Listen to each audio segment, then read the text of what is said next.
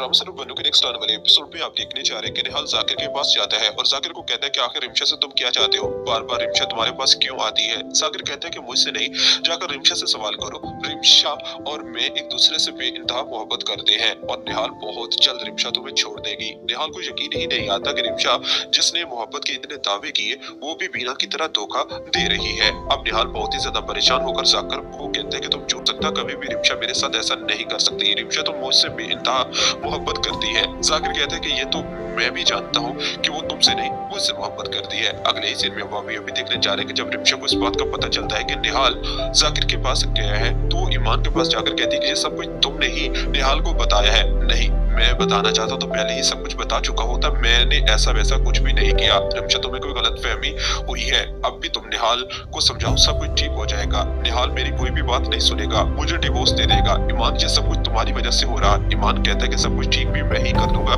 तुम्हें परेशान होने की कोई जरूरत नहीं। ये सब कुछ आप आने वाले एपिसोड में देखने जा रहे हैं। दोस्तों चैनल को सब्सक्राइब कर ले ताकि हर आने वाली वीडियो सबसे पहले आप तक पहुंच सके।